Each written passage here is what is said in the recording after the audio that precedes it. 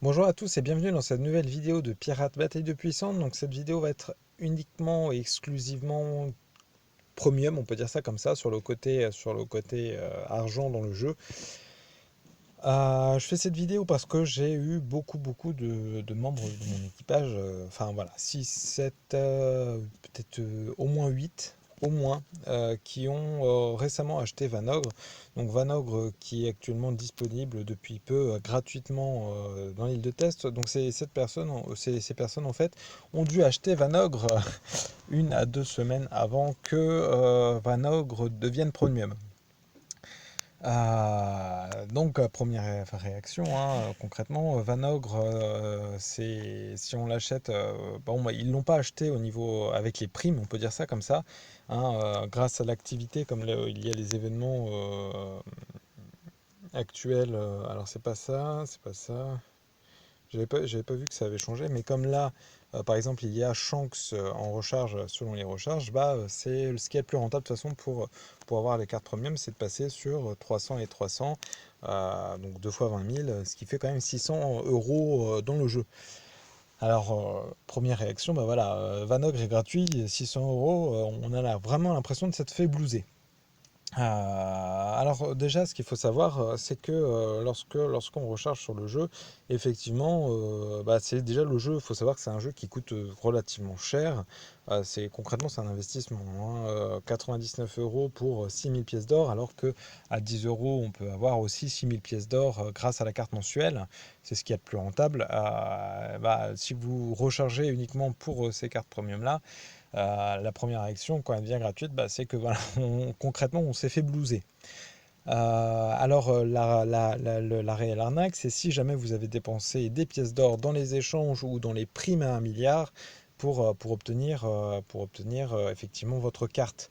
Parce qu'au final, lorsque vous rechargez dans l'activité et que vous rechargez pour avoir effectivement la carte premium dans le jeu, ce que vous achetez au final, c'est pas en soi les cartes réellement, c'est vraiment les pièces d'or. Donc 6000 pièces d'or plus les cadeaux que vous allez débloquer. Donc bon, les cartes 5 étoiles, on s'en fout, hein. Toutes les pièces d'or qui vont être à côté, donc ça fait 6000, 7000, 8000, 9000, vous êtes à presque 10 000 pièces d'or, sans compter au niveau du rechargement des cadeaux là. Voilà, la quantité totale des pièces d'or rechargées. Bah, au final, ce que vous rechargez, c'est pas non plus, c'est surtout les pièces d'or, ce que vous allez avoir à côté et pas la carte en elle-même. Même si c'est elle qui va décider votre achat, ça va vous permettre d'avoir une avance sur les joueurs. Parce que ces pièces d'or-là, vous allez pouvoir les dépenser au niveau des gemmes. Les gemmes, c'est ce qui va vraiment faire la différence au niveau de la guerre des sommets et au niveau de l'arène, hein. Il n'y a pas rien sans rien. Les gemmes, c'est ce qui va permettre, même si les cartes, effectivement, avoir Vanogre, qui est une carte qui est quand même un peu pétée, quelqu'un qui a Vanogre, mais qui derrière, au niveau des gemmes, bah, n'a pas assez de gemmes, son Vanogre va se faire tuer très rapidement par la moindre carte, un Shanks, un Ace qui va être beaucoup plus gémé, et au final, dans un certain sens, bah, ça va pas aider.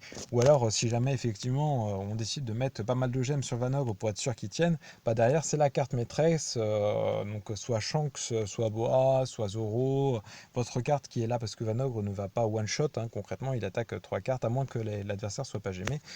Et donc du coup au final ça va pas faire assez de dégâts et vous n'allez pas avoir de résultat.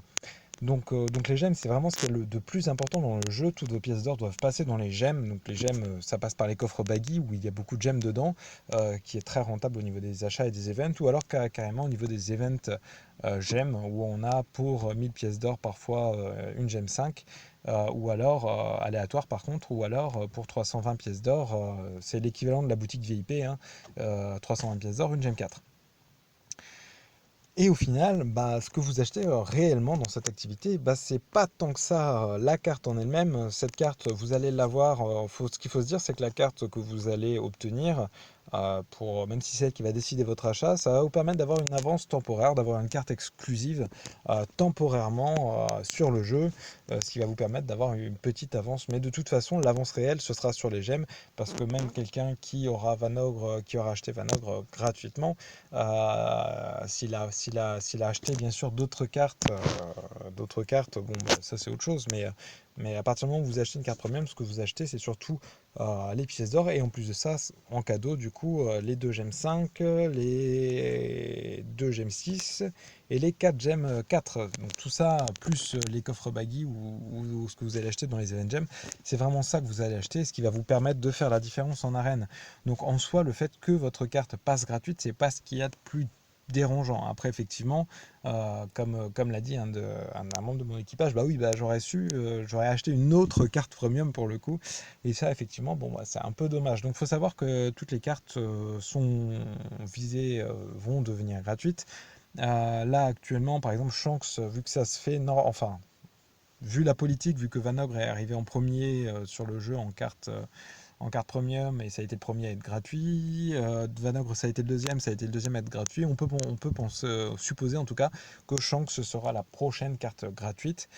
Sachant qu'il va y avoir une future mise à jour, de toute façon, là on rentre vraiment dans des offres, même au niveau de l'échange de gemmes, on a vraiment des prix un peu plus cassés. Soit 3000 pièces d'or par exemple, je parie, voilà, 3000 pièces d'or pour 40 âmes de Shanks. Sachez que ça ne vaut pas le coup parce que ce qui fait vraiment la différence, c'est ce que je l'ai dit, c'est des gemmes.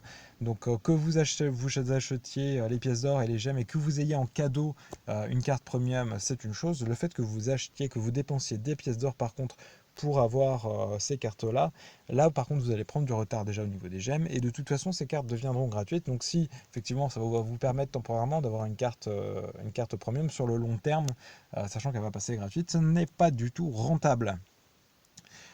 Donc c'était le message que je voulais faire passer dans cette vidéo, sachant que voilà, j'ai eu quand même quelques membres qui ont été vraiment déçus, hein. Ça a été un petit coup dur au niveau de l'équipage. Moi, j'ai fait passer le message dans le sens où voilà, ce qui est vraiment important, c'est les pièces d'or que vous allez obtenir avec les dépenses que vous avez faites, même si ça reste relativement cher.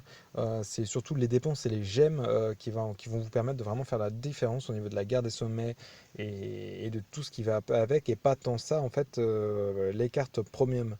Après, c'est vrai que c'est toujours plus agréable, bah, c'est toujours un peu décevant, surtout quand c'est ça qui nous a motivés. On se dit oui, bon, je vais acheter Vanogre parce que pas mal de gens l'ont par exemple, et elle m'intéresse vraiment. Et au niveau de l'arène, je vois que vraiment elle me pose problème, donc j'ai vraiment envie de la voir. C'est un peu le cas de Bartolomeo, etc. etc.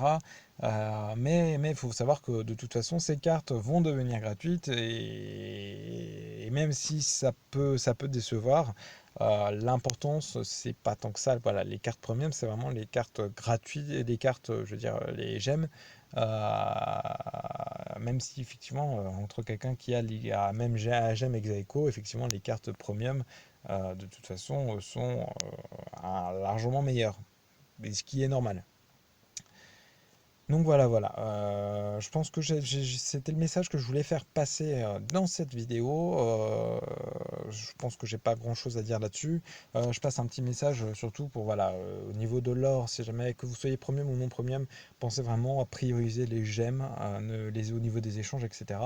Que ce soit, c'est au niveau des les coffres baggy, hein, pas les coffres de technique, etc. Seulement les coffres baggy et les event gems, c'est ce qu'il y a de plus rentable pour dépenser votre or. Et n'allez pas dépenser votre or dans n'importe quoi et n'importe où, et enfin ailleurs, grosso modo, c'est ça. J'espère que cette vidéo vous a plu. Si jamais vous avez des commentaires ou des questions, postez-les dans les commentaires. Si jamais vous avez aimé la vidéo, n'hésitez pas à mettre un petit pouce bleu, à vous abonner si jamais vous voulez suivre l'intégralité de mes vidéos. Je vais continuer. J'avais fait une précédente vidéo sur Bois Hancock, sur un peu la stratégie, etc. Là, je manque de temps sur ce mois-ci. Ça sera beaucoup plus simple en septembre, mais je compte effectivement continuer, donc avec Marco le Phoenix, etc., etc. Donc en sachant que selon les cartes, ça va être un peu compliqué parce ça a eu beaucoup de succès, donc on m'a dit plein de suppositions, enfin d'idées de cartes que vous voudriez avoir.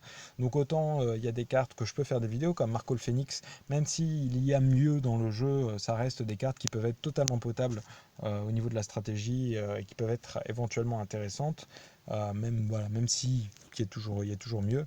Il y a des cartes qui sont très intéressantes, qui peuvent être très intéressantes à jouer et qui sont plutôt assez peu utilisées. Je vais prendre l'exemple comment ça s'appelle? Comment il s'appelle, le contrôleur d'ombre, donc qui peut être une carte très intéressante. Là, il y en a d'autres qui ont été proposées et qui concrètement à ne pas trop prendre. Donc je pense que je ne suis pas sûr de faire une vidéo dessus parce que même si on détaille la stratégie pour utiliser ces cartes-là, enfin en quoi ça concerne, etc. Bah, je vois pas ce qu'il y a d'intéressant à parler d'une carte qui est plutôt mauvaise. Je vais prendre l'exemple de Baggy Divisé. Baggy Divisé qui est complètement inutile si jamais on souhaite effectivement avoir une carte qui peut comme ça ressusciter. Autant prendre le contrôleur d'ombre, il est beaucoup plus intéressant parce que lui, il peut ressusciter 4 cartes. Grosso modo, à part lui, il peut ressusciter vos attaquants et enfin voilà toutes les cartes en dehors de lui-même. Baggy Divisé, si jamais il crève, il peut effectivement ressusciter avec un nombre de PV, mais voilà, il n'y a qu'une seule carte concrètement qui est concernée. Donc à partir de là, il n'est pas du tout intéressant, enfin au niveau de soit au niveau de ses équipements, etc., etc. Baggy Divisé, je ne le recommande pas. Moi, je l'ai pris plus pour la sim, etc. Et puis parce qu'on m'a lancé, enfin j'ai lancé un défi au niveau des membres de mon équipage pour devenir élite. Donc c'est des défis assez costauds et avec 4 grandes familles grosso modo.